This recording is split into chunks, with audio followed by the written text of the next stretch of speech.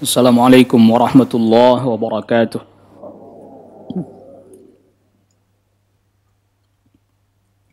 Innal hamdalillah nahmaduhu wa nasta'inuhu wa nastaghfiruh wa na'udzu billahi min shururi anfusina wa min sayyiati a'malina. من يهده الله فلا مضل له ومن يضلل فلا هادي له أشهد أن لا إله إلا الله وحده لا شريك له وأشهد أن محمدا عبده ورسوله يا أيها الذين آمنوا اتقوا الله حق تقاته ولا تموتن إلا وأنتم مسلمون يا أيها الناس اتقوا ربكم الذي خلقكم من نفس واحدة وخلق منها زوجها وبث منهما رجالا كثيرا ونساء واتقوا الله الذي تساءلون به والأرحام إن الله كان عليكم رقيبا يا أيها الذين آمنوا اتقوا الله وقولوا قولا سديدا يصلح لكم أعمالكم ويغفر لكم ذنوبكم ومن يطع الله ورسوله فقد فاز فوزا عظيما أما بعد فإن أصدق الحديث كتاب الله وخير الهدى هدى محمد صلى الله عليه وسلم وشر الأمور محدثاتها وكل محدثة بدعة وكل بدعة ضلالة وكل ضلالة في النار. معاشر الحاضرات A'azzakunallah, pada pertemuan kita di kesempatan pagi hari ini, tentu kita selalu memperbaharui rasa syukur kita kepada Allah Subhanahu wa taala.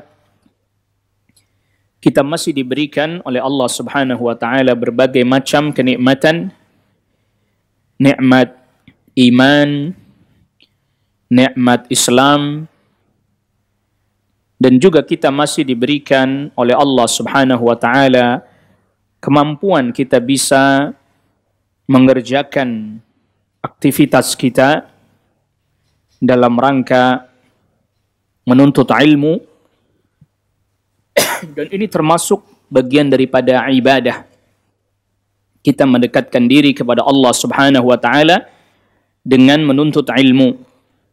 Maka oleh karena itu selalu kita berusaha memperbaiki dan memperbaharui niat kita, bahwa niat kita menuntut ilmu adalah dalam rangka untuk bisa mendekatkan diri kepada Allah Subhanahu wa taala, agar kita bisa beribadah dengan baik, dengan benar kepada Allah Subhanahu wa taala, sehingga segala aktivitas yang kita kerjakan menjadi aktivitas yang menjadikan pemberat pada timbangan amal salih kita nanti di akhirat.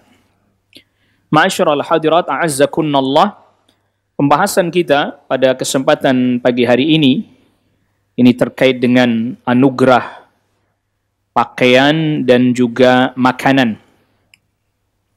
Sama-sama kita ketahui bahwa Allah Subhanahu wa taala memberikan kepada kita nikmat berupa pakaian. Allah Subhanahu wa taala juga memberikan nikmat kepada kita berupa makanan. Di antara ayat yang menjelaskan tentang nikmat pakaian, yaitu adalah firman Allah Subhanahu wa taala di suratul A'raf ayat ke-26. Ya bani Adam qad anzalna 'alaikum libasan yuwari sawatikum wa risha wa libasut taqwa dzalika khair dzalika min ayatillahi la'allahum yadhakkarun. Wahai anak Adam, sungguh telah kami turunkan kepada kalian pakaian untuk menutup aurat kalian. Warisha, dan juga ada pakaian yang dari bulu-bulu hewan. Walibasut taqwa, dan pakaian ketakwaan. Dzalika khair, itu yang lebih baik bagi kalian. Dzalika min ayatillah, itu termasuk bagian daripada tanda-tanda kebesaran Allah. La'allahum yadhkurun, la'allahum yadhakkarun, agar mereka mengambil pelajaran. Maka tidak ada di dalam Islam pembahasan yang remeh, enteng. Sampai urusan pakaian, Allah Subhanahu wa ta'ala turunkan pakaian. Termasuk ada bulu-bulu yang dipakai oleh sebagian manusia seperti wol dan yang lainnya, dijadikan pakaian. Ya, dijadikan pakaian. Tetapi pakaian ketakwaan lebih baik, maksudnya adalah bahwa pakaian itu bukan hanya sekedar perhiasan, tetapi juga di dalamnya terdapat ketakwaan. Maka Allah sebutkan yuwari sawatikum, menutup aurat kalian. Sehingga pada ayat selanjutnya di suratul A'raf ayat ke-27, Allah Subhanahu wa taala firmankan, ya bani Adam, la yaftinannakumus syaitan kama akhraja abawaykum minal jannah yanzi'u anhuma libasahuma liyuriyahuma sawatihima innahu yarakum huwa wa qabiluhu min haitsu la tarawnahum inna ja'alna syayatina awliya'a lilladzina la yu'minun. Wahai anak Adam, jangan sampai kalian terfitnah oleh syaitan. Jangan sampai kalian terfitnah oleh syaitan. Kama akhraja abawaykum minal jannah, sebagaimana syaitan, iblis, menyebabkan kedua orang tua kalian, yaitu Adam dan Hawa, keluar dari surga. Yanzi'u anhuma libasahuma, syaitan menyebabkan tanggalnya pakaian kedua orang tua kalian, yaitu Adam dan Hawa. Liyuriyahuma sawatihima, dan syaitan juga menanggalkan, menjadi sebab tertanggal lepas pakaian agar memperlihatkan kepada mereka berdua aurat mereka berdua. Jadi salah satu hukuman yang dimana Allah Rabbul Alamin berikan kepada Adam dan Hawa tatkala memakan dari buah pohon yang dilarang, yang kemudian iblis menyebutnya dengan sebutan palsu yaitu khuldi. Nah, itu dari iblis itu ya, penamaan khuldi itu dari iblis. Bukan datang dari Allah Rabbul Alamin, bukan. Untuk menipu, mengecoh Adam dan Hawa. Ketika makan dari buah pohon yang dilarang itu, maka tanggallah pakaian mereka berdua. Jadi salah satu pertama kali hukuman yang Allah Rabbul Alamin berikan kepada Adam dan Hawa, yaitu tanggalnya, lepasnya pakaian mereka berdua, sehingga nampak auratnya. Wal'iyadzubillah. Nasallallahu alaihi wasallam. Jadi bagian daripada fitnahnya syaitan kepada anak Adam, yaitu dengan cara dibuka, ditanggalkan pakaiannya, sehingga nampak auratnya. Bukan justru malah sengaja ditampakkan. Ini musibah ini. Jadi kalau dulu tuh pakaian tanggal, aurat terlihat, itu adalah hukuman. Sekarang malah na'udzubillah dianggap sebagai kebanggaan. Waliyadzubillah. Nasallallahu alaihi wasallam. Lalu kemudian Allah Subhanahu wa taala firmankan, innahu yarakum huwa wa qabiluhu min haitsu la tarawnahum. Sesungguhnya syaitan melihat kalian dan juga kabilahnya, maksudnya syaitan-syaitan yang lain bisa lihat kalian di mana kalian tidak bisa melihat mereka. Ya, kalau ada orang lihat syaitan, maka itu yang dilihat bukan wujud aslinya, tapi dalam wujud yang lain. Hakikatnya tidak bisa dilihat oleh manusia biasa kayak kita. Jadi kalau dia nampak, maka itu bukan dalam wujud aslinya. Inna ja'alna syayatina awliya'a lilladzina la yu'minun. Sungguhnya kami jadikan syaitan sebagai wali, sebagai penolong, sebagai makhluk yang dekat kepada orang-orang yang tidak beriman.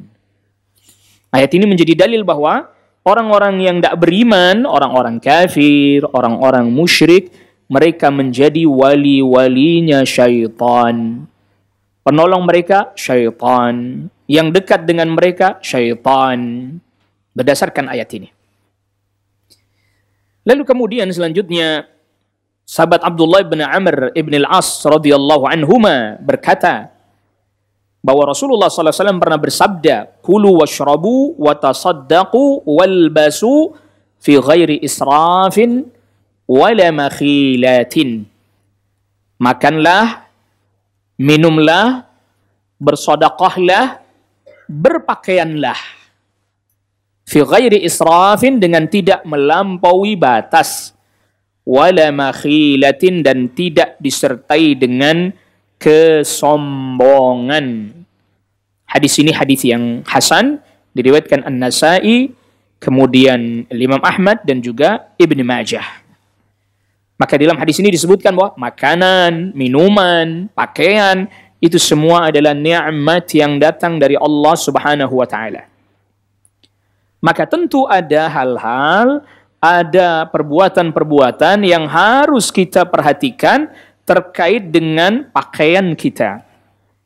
Dan ini termasuk pembahasan yang masih kita ambilkan dari buku 100 Amalan Rasul sallallahu alaihi wasallam, masuk kepada poin yang ke-48. Poin yang ke-48 yaitu berdoa tatkala memiliki atau memakai pakaian baru. Jadi ini masuk ke dalam bab adabul libasi atau bab adabil libasi wa mustahabbatihi. Bab terkait dengan adab berpakaian dan apa yang dianjurkan ketika kita berpakaian. Di antaranya berdasarkan hadis dari sahabat Abu Sa'id Al-Khudri radhiyallahu an. Hadis ini diriwayatkan Abu Dawud, At-Tirmidzi dan juga An-Nasai, juga Imam Ahmad. Dan berkata Imam Tirmidzi, hadis ini hasanun sahihun gharibun. Hadis ini hadis yang para ulama berbeda pendapat menilainya, ada yang menilainya hasan, ada yang menilainya sahih. Dan diriwayatkan dari satu jalur.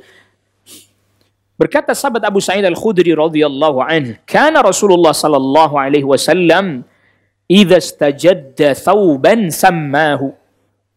Rasulullah sallallahu alaihi wasallam apabila memakai pakaian baru, maka Rasulullah sallallahu alaihi wasallam menyebutkan pakaian itu apa jenisnya. Imma qamisan, ada kalanya bentuknya gamis, qamis. Ya. Nah, ini pakaiannya laki-laki. Ya, saya ulangi, gamis itu pakaian apa? Laki-laki. Di Indonesia direbut sama ibu-ibu.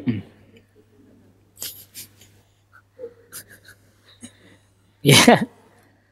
Ini kan lagi bicara istilah ya. Istilah yang disebutkan di dalam hadis. Kalau qamis itu pakaian terusan panjang yang biasa dipakai bapak-bapak itu sampai bawah, itu disebutnya qamis. Orang Indonesia bilangnya gamis. Gitu ya. Karena memang lahjah dialek Yamani. Dialek sebagian orang Yaman, ngomong qaf jadi gaf. As-saqaf, as-segaf.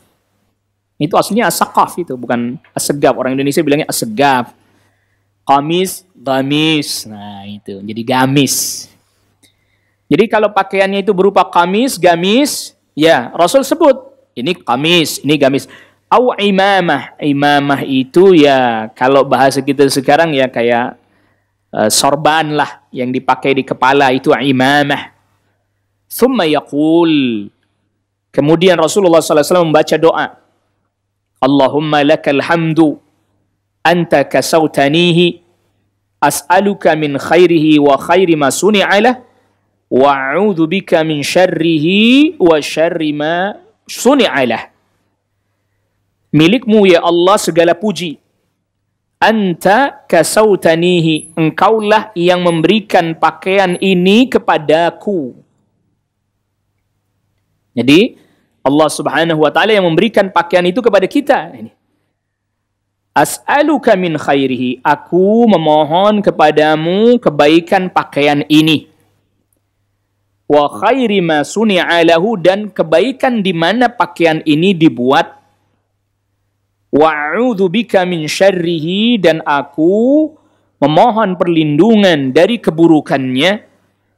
Wa syarri ma suni'a lahu, dan keburukan pakaian ini dibuat. Maksudnya, aku mohon kebaikan dari pakaian ini, maksudnya adalah berikan pertolongan kepadaku agar aku bisa memakai pakaian ini untuk mengerjakan ibadah kepadamu. Untuk menunaikan ketaatan kepadamu. Aku mohon perlindungan dari keburukannya, jangan sampai aku pakai pakaian ini untuk maksiat. Jangan sampai aku pakai pakaian ini untuk kesombongan. Jangan sampai aku pakai pakaian ini untuk keangkuhan dan kecongkakan sehingga menyebabkan memandang rendah orang lain. Nah, makanya di sini doanya penting ini untuk kita ingat nih. Allahumma lakal hamdu anta kasautanihi as'aluka min khairihi wa khairi ma suni'alah wa a'udzu bika min syarrihi wa syarri ma suni'alah. Aku mohon perlindungan dari keburukannya dan keburukan dia dibuat. Karena terkadang ada sebagian pakaian memang dipakai untuk keburukan. Misalnya pakaian yang dibuat orang supaya dia ya untuk kemegahan, bermegah-megah. Iya kan? Itu berarti memang sudah niatnya buruk. Dari awal pakaian itu dibuat sudah niat buruk, bukan niat untuk ketaatan kepada Allah. Atau pakaian itu sengaja dibuat memang untuk menampilkan aurat di depan umum. Na'udzubillah. Nasallallahu alaihi wasallam. Nah, ini menjadi masalah. Ya kalau dia pakai pakaian terlihat aurat tapi di area yang memang dia tertutup tak ada masalah. Tapi ketika dilakukan itu di depan umum, itu yang kemudian menjadi masalah. Maka terkadang orang bikin pakaian memang niatnya dari awal udah buruk. Niatnya dari awal udah jelek. Seperti pakaian syuhrah. Syuhrah itu untuk tenar. Pakaiannya unik, aneh. Supaya tenar. Pakaiannya terbuat dari daun pisang misalnya. Mana ada tuh di festival-festival kadang. Bajunya terbuat dari daun pisang. Buat apa baju dari daun pisang? Udah banyak bahan yang bagus. Ngapa pakai daun pisang? Ternyata syuhrah. Supaya terkenal. Sedangkan Rasulullah SAW sabdakan, Man labisa fid dunya thawba syuhratin albasahu Allahu yawmal qiyamati libasa madhallatin. Siapa orang yang di dunia dia pakai pakaian biar terkenal, unik dan seterusnya, maka nanti pada hari kiamat Allah berikan kepadanya pakaian kehinaan. Hadis ini diantaranya diriwayatkan oleh Imam Ahmad.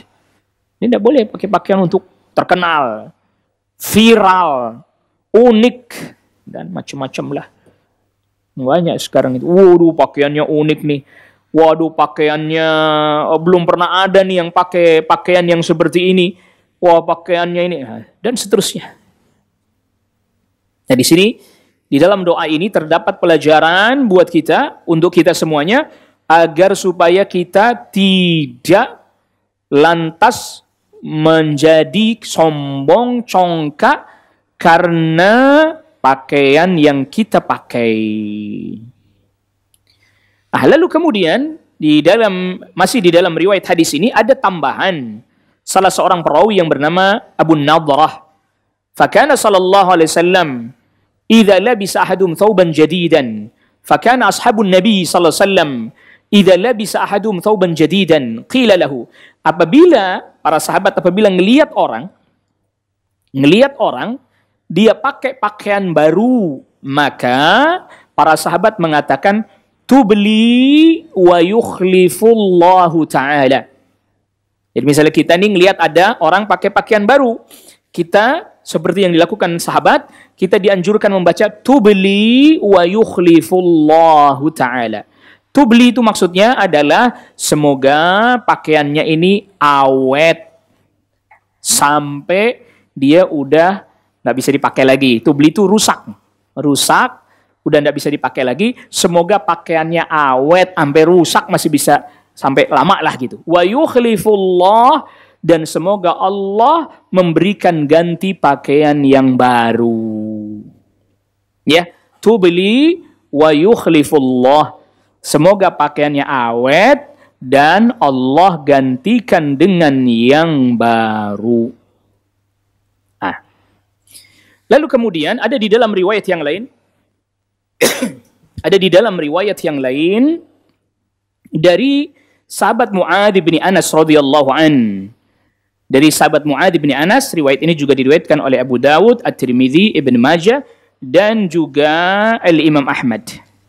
Hadis ini dihasankan oleh sebagian para ulama, termasuk Syekh bin Baz rahimahullahu taala.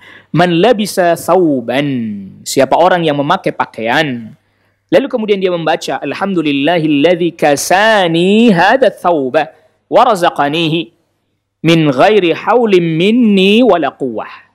Kali ini doanya mirip seperti doa habis makan. Ya, alhamdulillahilladzi at'amani hadza. Kalau yang habis makan begitu. Wa razaqanihi min ghairi haulin minni wala quwwah. Kalau ini dengan redaksi karena dia pakaian, alhamdulillahilladzi kasani hadza tsauba. Segala puji bagi Allah yang memberikan pakaian ini kepadaku. Wa razaqanihi, dan merizkikannya kepadaku. Min ghairi haulin minni wala quwwah. Tidak ada, terjemahan bebas, terjemahan oleh daya upaya dariku. Haulin itu menghindar dari keburukan. Quwwah, jadi haul itu bergerak, bergeser, berpindah dari satu posisi ke posisi yang lain. Jadi bukan karena perpindahan usaha saya semata-mata, tidak. Tidak juga karena kekuatan saya dapat pakaian ini. Tapi betul-betul rezeki dari Allah. Siapa orang yang dia pakai pakaian, kali ini pakai pakaian. Nah, di antara para ulama, di sini kan tidak menyebutkan pakaiannya apakah pakaian baru atau pakaian lama. Yang hadis ini ya.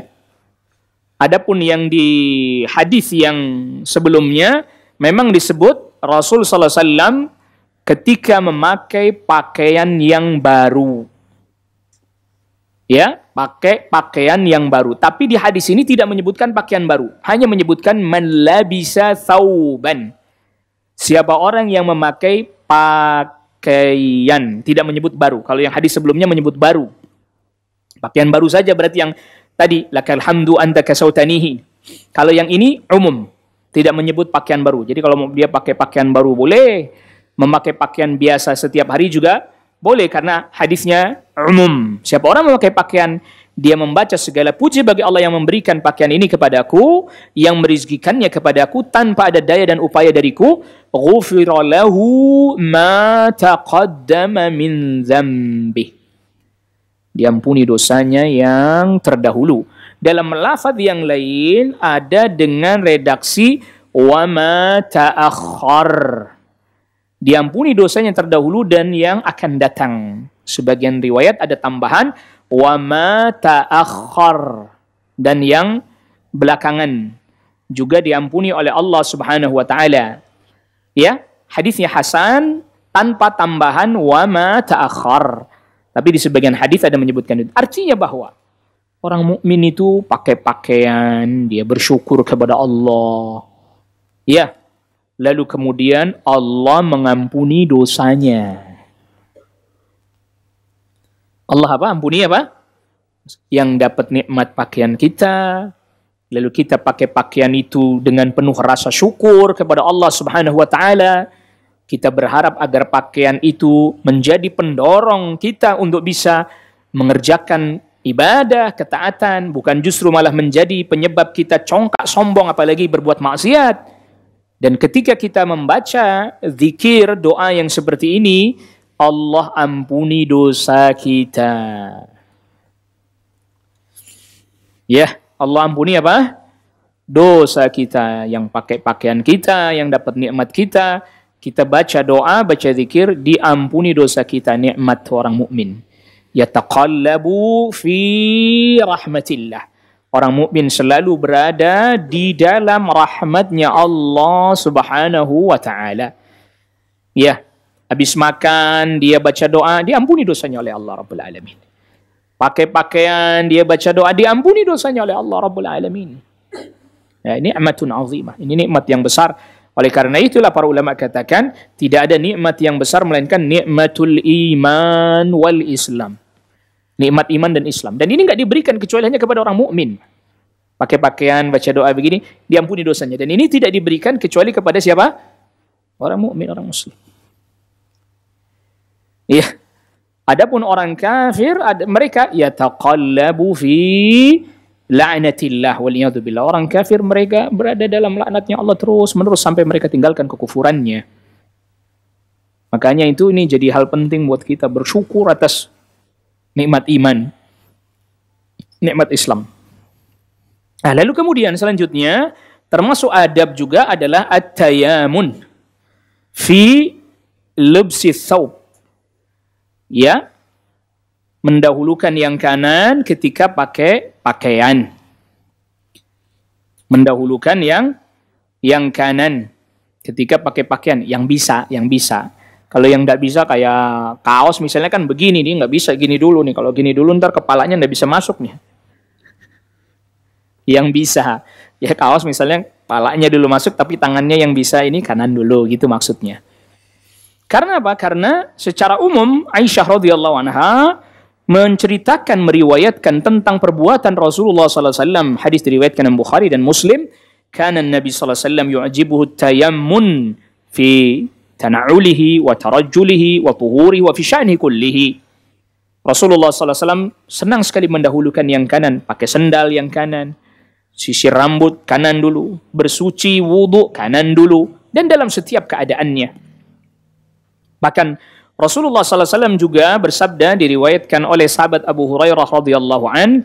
Hadis ini dikeluarkan diantaranya oleh Imam Abu Dawud dan Imam Ahmad. Idza labistum, apabila kalian pakai pakaian, wa idza tawadda'tum, apabila kalian berwudu, fabda'u bi ayaminikum, maka mulailah dengan yang kanan.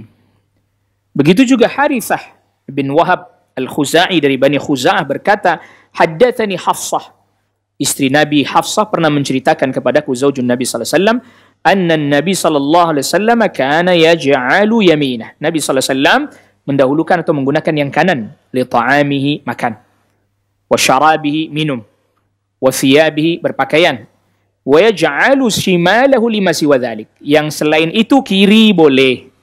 Selain makan, selain minum, selain berpakaian, kiri boleh. Makanya kalau ada orang misalnya dia kiri atau anak kiri dari lahir.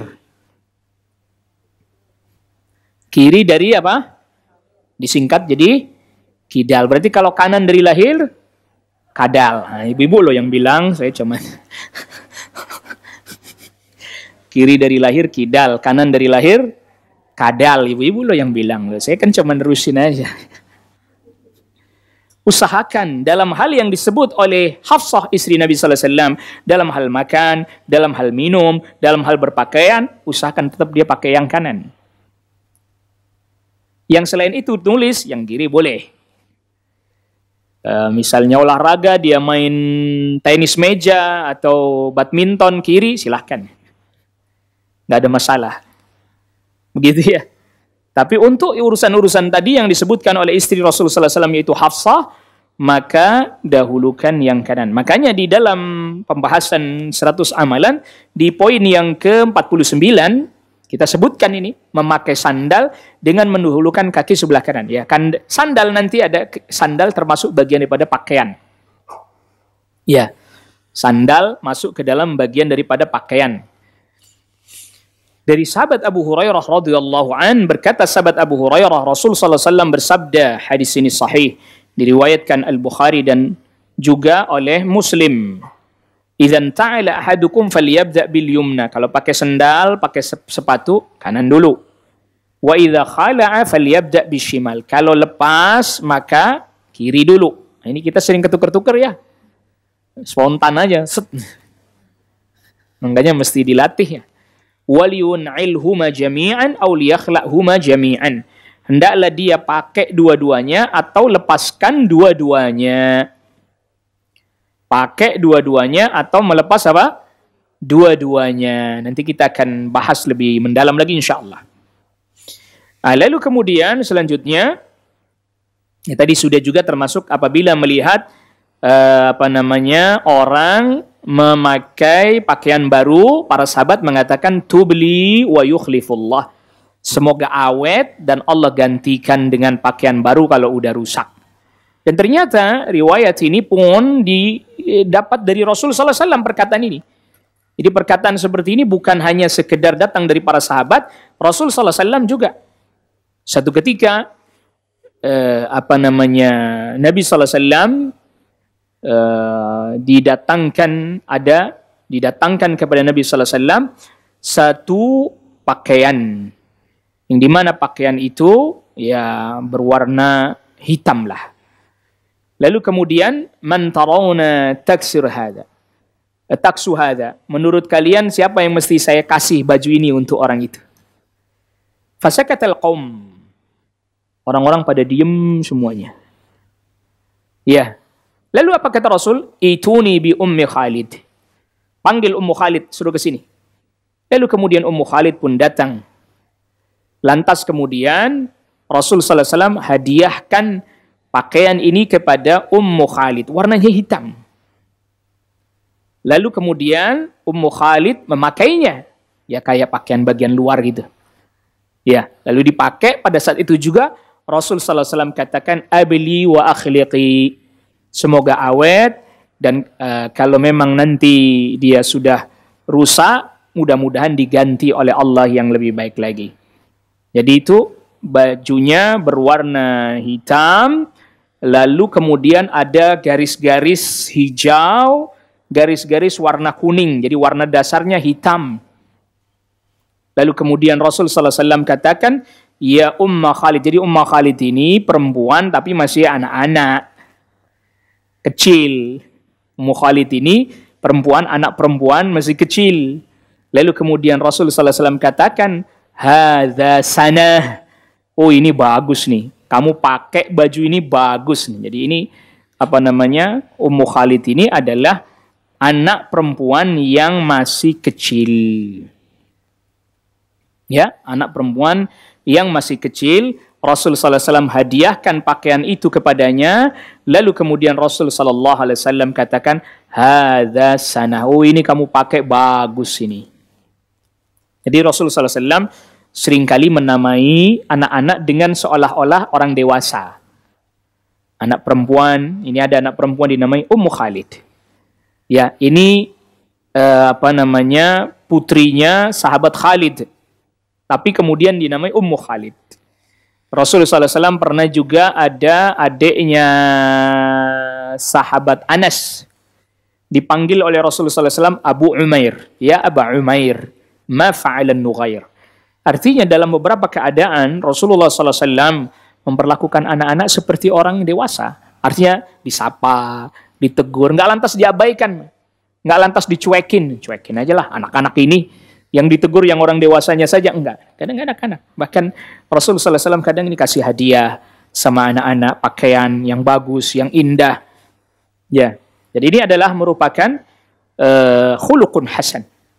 Khuluqun jayyid. Ini adalah merupakan akhlak yang baik agar supaya kita tidak mengabaikan anak-anak. Kadang kan kita misalnya ketemu teman, kita sapa dia bawa anak-anaknya agak kita sapa. Ya cuekin aja. Kalau assalamualaikum, siapa namanya, dan seterusnya. Lalu kemudian selanjutnya dianjurkan memakai pakaian yang berwarna putih. Karena Rasul sallallahu alaihi wasallam sabdakan, "Ilbasu min thiyabikumul bayad, fa innaha min khairi thiyabikum." Pakailah pakaian warna putih karena dia pakaian terbaik kalian. Wa kaffinu fiha mautakum, dan dianjurkan juga mengkafani orang yang mati dengan kafan yang berwarna putih. Hadis riwayat Abu Dawud. Ya, dan memang ini pakaian yang disukai oleh Rasul sallallahu alaihi wasallam. Begitu juga hadis dari sahabat Samurah bin Jundab radhiyallahu an. Rasulullah sallallahu alaihi wasallam bersabda, "Ilbasul bayad." Pakailah pakaian yang berwarna putih. Fa innaha atharu wa atyab. Karena dia lebih suci, lebih baik. Wa kaffinu fiha mautakum, dan kafani orang yang wafat di antara kalian dengan yang berwarna putih.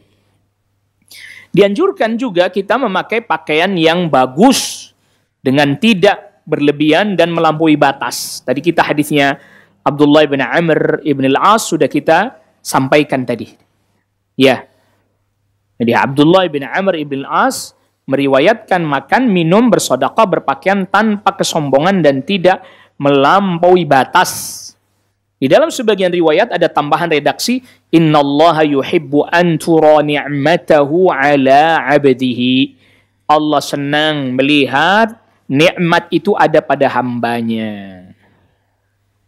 Gitu, tapi tidak disertai dengan kesombongan. Makanya pernah ada seseorang bertanya kepada Rasul sallallahu alaihi wasallam, "Rasul, ada orang senang pakai pakaian bagus, ada orang senang pakai sandal yang bagus, sepatu yang bagus dan seterusnya. Apakah itu termasuk kesombongan?" Kata Rasul sallallahu alaihi wasallam, "Tidak.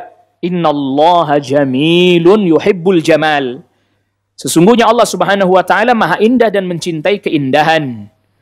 Al-kibru batarul haqqi wa ghamtun nas. Yang namanya kesombongan itu adalah menolak kebenaran dan memandang rendah orang lain. Boleh pakai pakaian bagus, tidak disertai dengan kesombongan, tidak disertai dengan melampaui batas, tidak juga disertai dengan tadi syuhrah, pakaiannya supaya viral, supaya unik dan seterusnya. Makanya merupakan satu hal yang nanti dimintai pertanggungjawaban kita di hadapan Allah Rabbul Alamin. Beli pakaian bagus dipakai cuma sekali doang, udah digantungin sepanjang tahun. Ya? Atau ya beli pakaian sampai berlebihan mahal. Pakaian itu kan untuk menutup aurat. Pakaian itu juga digunakan untuk ibadah kepada Allah. Makanya Rasul sallallahu alaihi wasallam memakai pakaian yang bagus, yang indah ketika sholat Jumat, ketika bertemu tamu, misalnya tamu negara lah. Abdullah, mantan budaknya Asma bintu Abi Bakrin, pernah menceritakan, akhrajat ilayya Asma'u jubbatan min tayalisatin 'alaiha libnatun shibrun min dibaj. Satu ketika Asma pernah mengeluarkan satu pakaian, satu jubah yang bagus, jubah yang indah, ada ya kayak semacam garis lah, ada kayak garis yang terbuat dari sutra, cuman garis saja. Ya, jadi pakaian ini pakaian yang bagus sekali, ada garis sutranya, cuman sekitar 1 jengkal saja, nggak banyak-banyak. Ya, jadi di mungkin kalau kayak kita di garis listnya, kayak jubah yang biasa dipakai orang Saudi misalnya. Lalu kemudian ya ada bagian yang terbuka. Faqalat hadi jubbatu Rasulillah. Ini jubahnya Rasulullah, kata Asma kepada mantan budaknya Abdullah. Kana yalbasuha lil wufudi wa yaumal jum'ah. Rasulullah sallallahu alaihi wasallam memakainya tatkala ada tamu negara, tatkala salat Jumat. Jadi boleh seseorang memakai pakaian yang bagus, yang indah, apalagi dia seorang pemimpin misalnya. Ketika ketemu tamu negara dari negeri lain, ketika sholat Jumat, pakai pakaian bagus, pakai pakaian indah. Tetapi sehari-harinya Rasul sallallahu alaihi wasallam, ya pakaiannya seperti yang dipakai para sahabat. Jadi tidak tiap saat Rasul sallallahu alaihi wasallam memakai pakaian dalam tanda kutip kemegahan lah, pakaian kebesaran. Tetapi kalau itu dipakai ketika sholat Jumat, ketemu sama tamu atau sholat Id, itu dianjurkan. Tapi sehari-hari Rasulullah SAW, ya pakaiannya biasa-biasa aja. Oleh karena itu sahabat Abu Umamah Al-Bahili radhiyallahu an pernah menceritakan bahwa para sahabat radhiyallahu anhum ajma'in pernah menceritakan atau berdiskusi tentang dunia. Faqala Rasulullah, Ala tasma'un? Rasul sallallahu alaihi wasallam kemudian ketika mendengar hal itu, Rasul sallallahu alaihi wasallam berkata, kalian apa tidak pernah dengar? Apa kalian tidak pernah dengar? Innal badzadzata minal iman. Innal badzadzata minal iman. Sesungguhnya sikap sederhana itu bagian daripada iman. Jadi ketika para sahabat membicarakan tentang pakaiannya bagus, indah, sederhana aja. Pakai baju indah kalau ada tamu datang, ya tamu negara, wufud ini tamu negara, atau ketika salat Id, salat Jumat, pakai pakaian yang terbagus, terbaik yang kita miliki dalam rangka ketaatan kepada Allah Subhanahu wa taala. Sehari-hari pakai pakaian sederhana aja udah cukup. Nggak lantas kemudian tiap hari pakai bagian kemegahan terus. Termasuk yang perlu diperhatikan adalah pakaiannya bersih. Pakaiannya sederhana, tapi apa? Bersih. Sahabat Jabir bin Abdullah berkata, "Atana Rasulullah sallallahu alaihi wasallam." Rasulullah sallallahu alaihi wasallam pernah datang, fara'a rajulan sya'ithan qad tafarraqa sya'iruhu. Lalu ada orang datang kusutlah, rambutnya berantakan. Faqala, maka Rasulullah sallallahu alaihi wasallam berkata, "Ama kana yajidu hada ma yuskunu bi sya'rahu?" Emang ini orang nggak punya sesuatu yang rambutnya biar kelihatan bagus, rapih lah. Nggak kusut kayak begitu. Ini Rasul sallallahu alaihi wasallam mencintai orang yang tampil rapih. Wa ra'a rajulan akhar wa alaihi thiyabun wasikhah. Lalu datang lagi orang lain pakai bajunya kotor. Lalu Rasul sallallahu alaihi wasallam berkata, "Ama kana hadza yajidu ma'an yaghsilu bihi thawbah?" Emang dia kagak ada air buat nyuci baju. Bajunya kotor, dekil begitu. Nah. Jadi pakaiannya sederhana sehari-hari tapi tetap rapi, tetap bersih tuh. Kayaknya sederhana, nggak apa-apa. Nggak ada mereknya juga nggak apa-apa. Emang orang nanyain mereknya apa? Kadang kita tuh, wah bermerek ini. Kita tuh kebawa, ya itu tadi. Makanya para sahabat ketika bicara tentang dunia, oh ini bermerek. Sederhana aja udah cukup. Innal bazazata minal iman. Kesederhanaan bagian daripada keimanan. Gak usah bermewah-mewah, gak usah bermegah-megah. Ya tadi pakai pakaian yang terbagus untuk ibadah. Sehari-hari pakai pakaian biasa aja, gak apa-apa. Tapi juga bukan berarti akhirnya pakai bajunya yang sobek-sobek ya, jangan. Itu bukan sederhana, itu menghinakan diri itu. Ya, sengaja pakai bajunya yang sobek-sobek, yang dekil, yang jangan, itu merendahkan diri sendiri, tidak boleh itu. Nah, lalu kemudian selanjutnya tadi soal masalah sendal. Ya, Rasulullah SAW bersabda, "La yamshi ahadukum fi na'lin wahidah." Janganlah salah seorang di antara kalian pakai sendal cuma satu. Ya, liyuhfihima jami'an aw liyun'ilhima jami'an. Kalau mau dipakai dua-duanya atau dilepas apa? Dua-duanya. Di dalam hadis yang lain, hadis ini juga sahih diriwayatkan Imam Muslim, "Idzan qata'a syi'su ahadikum fala yamshi fil ukhra hatta yuslihaha." Apabila salah satu sendal kalian putus talinya, jangan dipakai sampai dia perbaiki yang satu. Artinya jangan pakai satu doang. La tamshi fi na'lin wahidin. Di dalam riwayat yang lain Rasulullah SAW katakan, jangan berjalan hanya pakai satu apa? Sandal. Nah, di antara hikmahnya, ada para ulama menjelaskan, di antara hikmahnya, apa hikmahnya larangan Rasulullah SAW memakai satu sandal? Nggak dibolehin. Alasannya yang pertama adalah menyerupai syaitan. Ini perkara gaib kan. Yang kedua, ia membahayakan kalau salah satu lebih tinggi daripada yang lain. Ya, salah satunya lebih tinggi daripada yang lain. Bahkan Rasul sallallahu alaihi wasallam juga sabdakan, la tastamilis samma. Jangan kalian pakai pakaian yang enggak ada bolongnya. Pakai gitu, jadi kayak baju yang tidak ada lengannya. Sehingga kayak orang yang terpenjara, ya, seperti orang yang sedang terkungkung. Kita tambahkan ada beberapa istilah ya, beberapa mustalahat, beberapa istilah terkait dengan pakaian. Yang pertama, tadi kita sudah singgung tadi, qamis ya. Qamis itu pakaian laki-laki yang ya biasa kita lihat bahwa pakai sampai bawah langsung nyambung, itu namanya qamis. Lalu kemudian kalau seperti pakaiannya orang Indonesia, kan dia kemeja di atas begini. Jadi seringkali pada sebagian pelajaran bahasa Arab, qamis diterjemahinnya kemeja, padahal dia bukan kemeja. Dia yang terusan langsung sampai ke bawah, itu namanya qamis.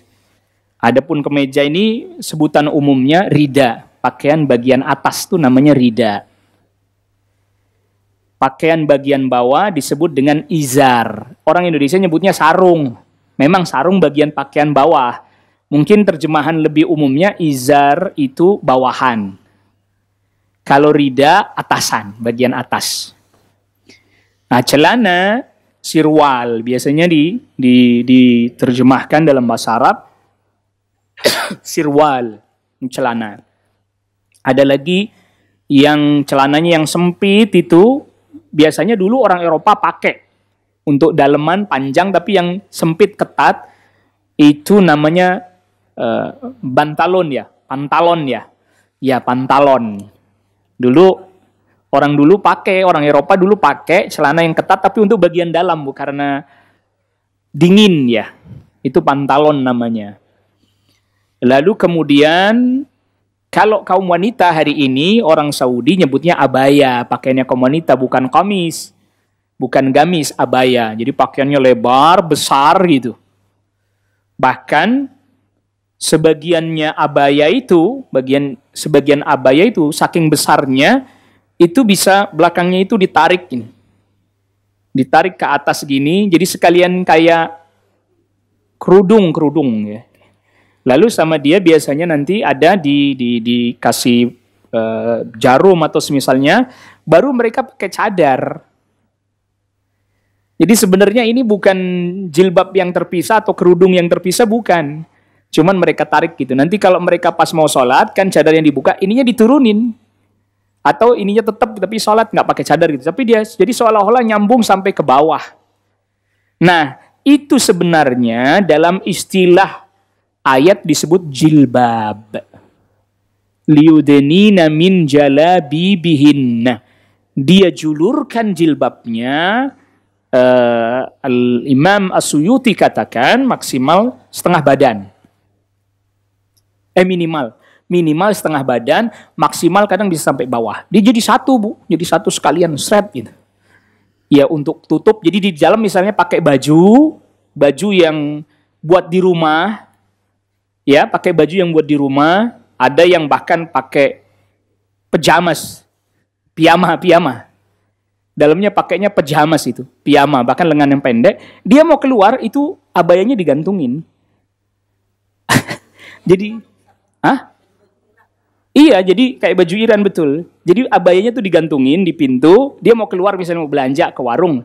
Di rumah pakai pajamas misalnya, piyama, pajamas. Dia mau keluar tinggal pakai shred, dia naikin gini, terus kemudian dia pakai cadar. Udah keluar dia. Nanti pulang, masuk lagi, dia buka lagi, dia gantungin lagi, cadarnya dia gantungin. Seperti itu ya, Ibu ya. Jadi betul-betul kayak jubah besar gitu aja masuk ditutup. Ada lagi khimar. Khimar pakai kho, itu kerudung yang hanya di kepala saja. Makanya kadang beli abaya itu dapat khimar, dapat kerudung. Jadi kadang dia kerudung dililitin, biar kelihatan besar dia taikin ini abayanya baru disangkutin di kerudungnya. Jadi seolah-olah itu besar banget, padahal itu abayanya. Itu khimar yang kerudung doang ya. Jadi kayak misalnya ada orang di Indonesia kita dapati kan pakai khimar dililitin di lehernya, itu berarti cuman khimar. Hanya penutup kepala saja disebut khimar. Kalau jilbab dia nutupin badannya juga. Minimal setengah badannya, maksimal sampai ke bawah. Ya, makanya kalau kita perhatikan dia pas giliran bagian belakangnya agak sedikit lebih tinggi dibandingkan bagian depannya, karena memang dia tarik sama dia. Dia tarik diginiin.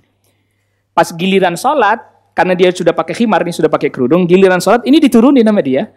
Tapi kan di sini masih ada khimarnya, kerudungnya. Wajahnya dibuka, dia salat. Selesai itu, dia naikin lagi. Kalau dia pakai cadar, ya dia tutup lagi pakai cadar. Begitu.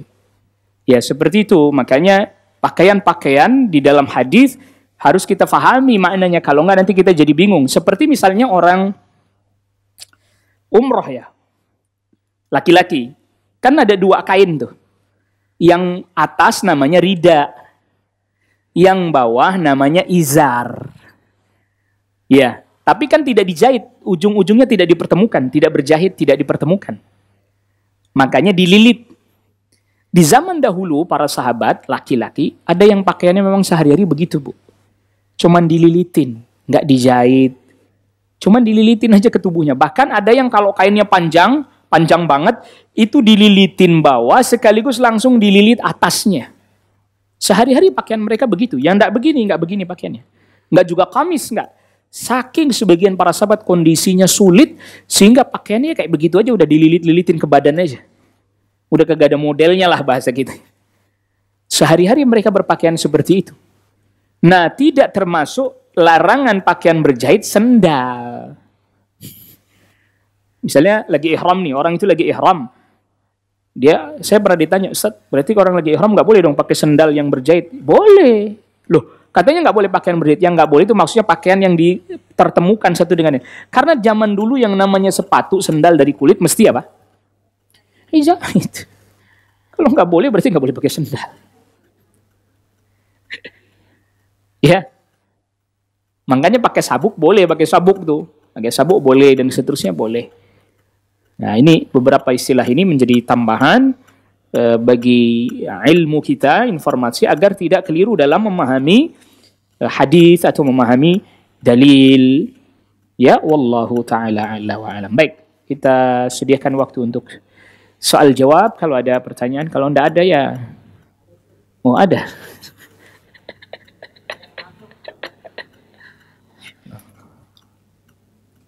Ya, silakan. Enggak ada kan? Oh, enggak ada. Oh, ada.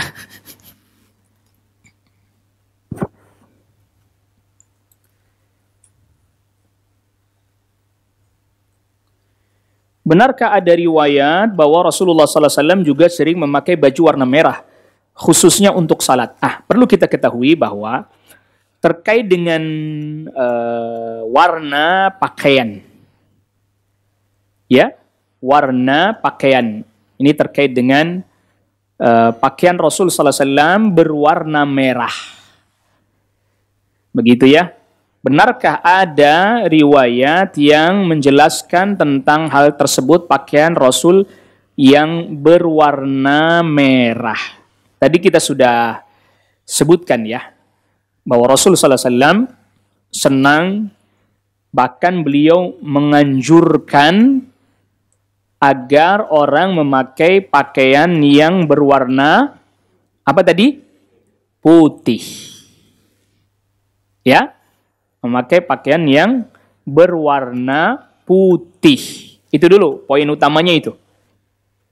Poin pentingnya. Maka kemudian muncul pertanyaan, apakah benar Rasulullah Sallallahu Alaihi Wasallam pernah memakai pakaian berwarna merah? Ada satu riwayat dari Abu Juhaifah, Wahab bin Abdullah. Dia berkata, Ra'aitun Nabi sallallahu alaihi wasallam di Makkah wa huwa bil abtah fi qubbatin lahu hamra min Adam. Aku pernah melihat Nabi sallallahu alaihi wasallam, beliau berada di Mekah di satu tempat yang bernama Abtah.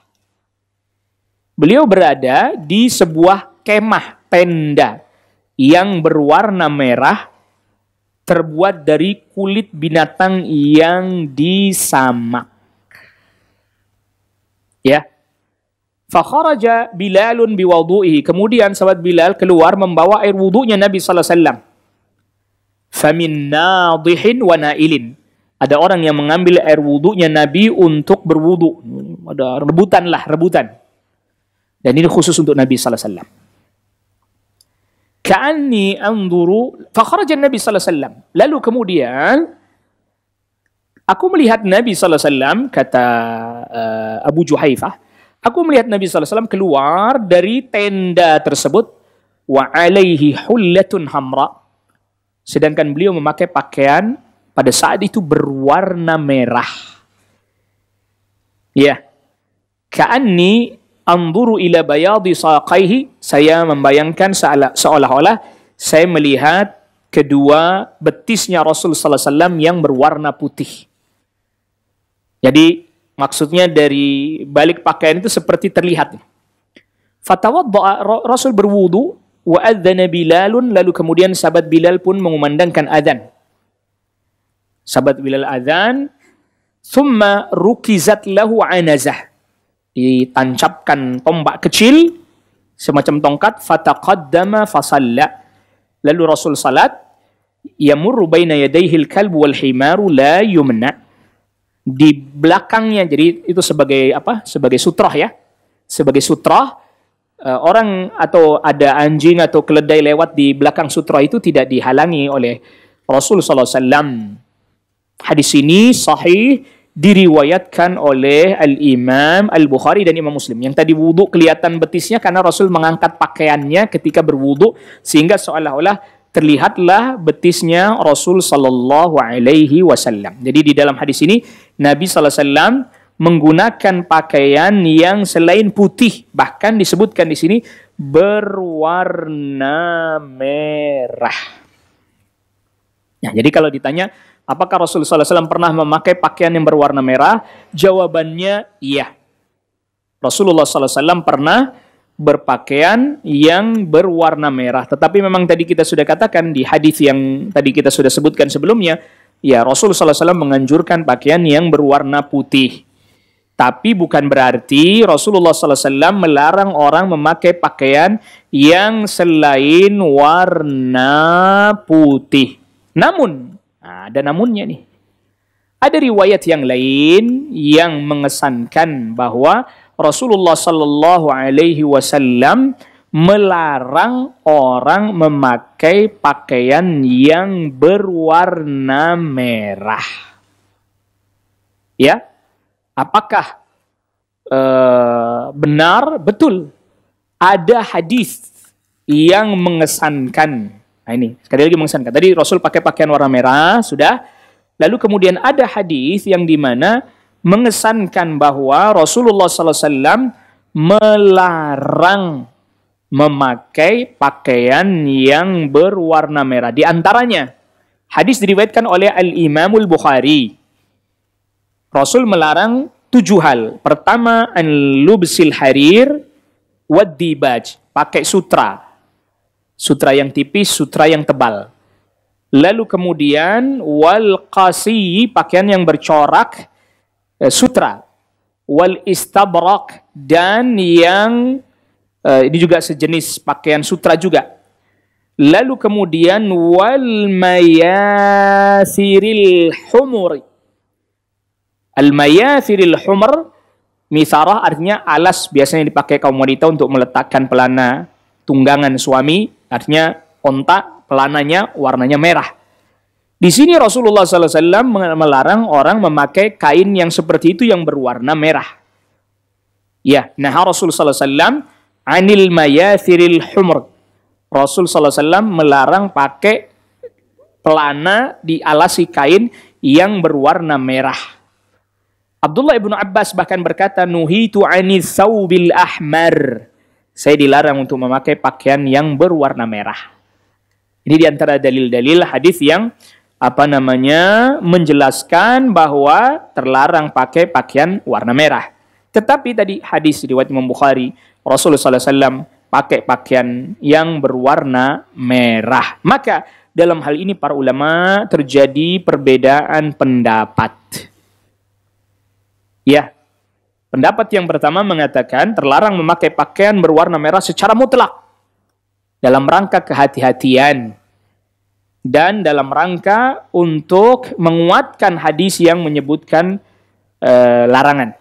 Yang kedua mengatakan boleh pakai pakaian warna merah secara mutlak, pendapat kedua. Kalau yang tadi larangan secara mutlak.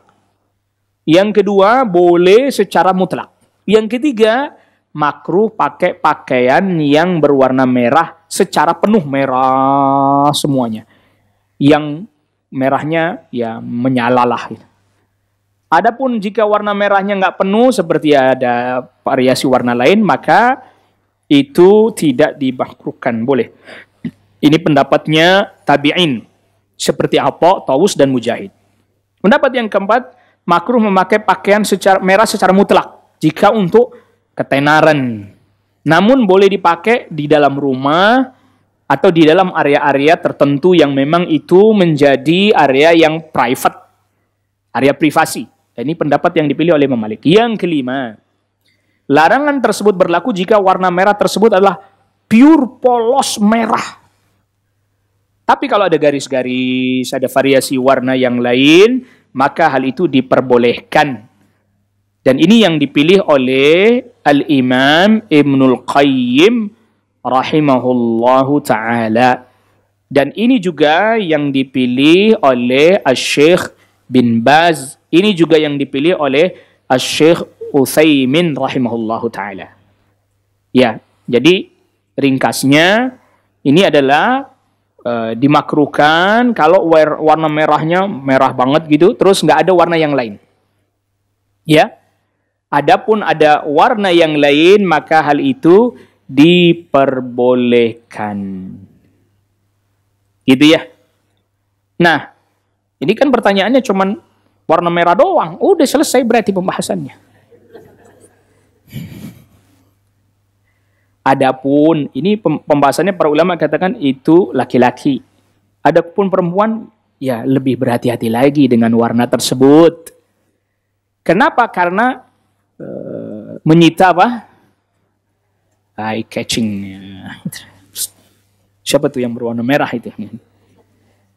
Fadhal sini. Fadhal.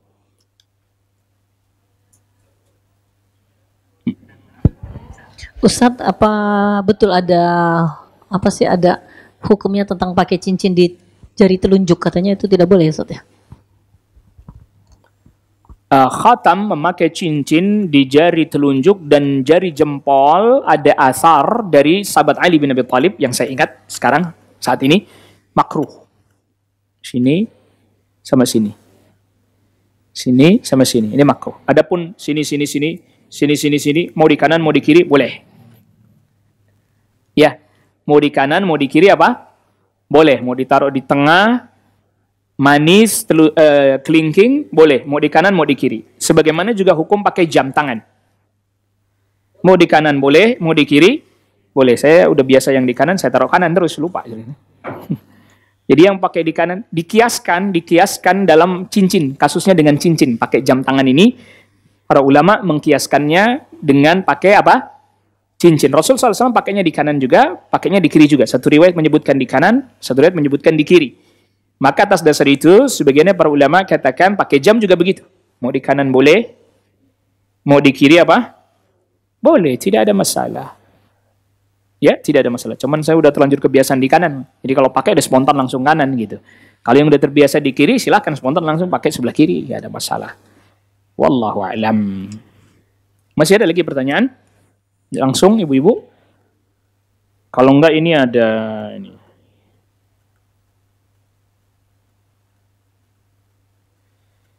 Apabila safar ke Bogor pulang pergi dalam satu hari, apakah termasuk, ya, pertanyaannya bukan apakah perlu mahram, pertanyaannya apakah termasuk safar itu dulu. Kalau melihat sebagian hadis tidak termasuk. Tidak termasuk. Iya, jarak. Karena di hadis itu 3 hari. Maksudnya 3 hari itu kalau naik onta atau jalan kaki lah, jalan kaki nggak berhenti paling nyampe mana doang tuh 3 hari. Maksudnya nggak berhenti tuh ya paling ngasok malam besoknya jalan lagi. Maka Bogor belum termasuk apa? Safar. Jadi kalau begitu kesimpulannya ya kan ada orang sampai kerjanya ke Jakarta, rumahnya di mana? Bogor. Wah kalau safar dia tiap hari kosor bentar. Wallahu a'lam. Ini yang saya ketahui gitu ya. Adapun yang punya pandangan berbeda nanti akan ada itu. Apakah cadar bagi wanita tetap wajib dilepas ketika salat di masjid jika hijab di masjid itu rendah sehingga laki-laki tetap bisa melihat? Saya teringat fatwanya Syekh Saleh Fauzan bahwa kalau kita salat di masjid sedangkan kaum wanita ya maksudnya hijabnya rendah sehingga masih terlihat, dia tetap buka cadarnya tapi dia gini. Pas lagi berdiri dia jilbabnya yang besar itu diginikan. Lalu kemudian pas lagi ruku ya dia lepas gitu kan. Kita itidal dia giniin lagi. Pas ketika dia sujud ya dilepas. Ya gitu ya. Dalam rangka tadi, ya saya pernah mendengar fatwa beliau, termasuk yang lagi umroh. Kan dilepas sedarnya, jadi pas misalnya orang ramai, dia boleh diginiin nama dia, jadi jilbabnya dia ginikan. Dia ginikan. Apa benar kita dilarang pakai pakaian hitam ketika takziah? Karena itu mengikuti kebiasaan orang-orang kafir, khususnya bagi laki-laki. Mohon penjelasan. Jadi pada dasarnya, takziah itu tidak ada pakaian khususnya. Anda mau takziah pakai baju biru, takziah pakai baju hitam, takziah pakai baju putih, tidak ada masalah. Yang menjadi masalah ketika orang meyakini bahwa kalau takziah kudu warna hitam, harus warna hitam. Nah, itu yang tidak ada. Itu. Adapun dia bertepatan memang sehari-harinya juga sering pakai bajunya warna gelap, pas takziah pakai itu, ya tidak masalah. Cuman kemudian mengkhususkan seolah-olah itu menjadi warna yang khusus terkait dengan takziah, ini yang tidak benar. Seolah-olah menggambarkan kesedihan dan seterusnya, tidak benar. Begitu ya. Jadi tidak ada pakaian khususnya, jadi tidak usah diyakini juga dengan keyakinan khusus juga.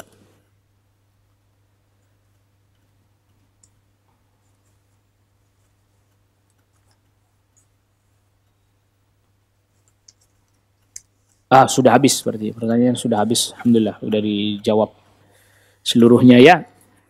Ini yang bisa kita bahas pada pertemuan kita di kesempatan pagi kali ini. Jazakumullah khairan ala husni ihtimamikunna. Dan juga saya terima kasih atas perhatiannya. Mohon maaf atas segala kekurangan. Wassallallahu ala nabiyina Muhammadin wa alihi washabihi wasallam tasliman katsira. Subhanakallahumma wa bihamdik asyhadu an la ilaha illa anta astaghfiruka wa atubu ilaik. Wassalamualaikum warahmatullahi wabarakatuh. Dukung Al-Hujjah untuk punya tempat dakwah. Salurkan wakaf lahan melalui Bank Syariah Indonesia. Nomor rekening 7796001377 atas nama Al-Hujjah Dakwah Islamiyah. Dengan memberikan kode 300 di belakangnya, contoh, Rp 10.300.000, syukron, wa jazakumullah khair.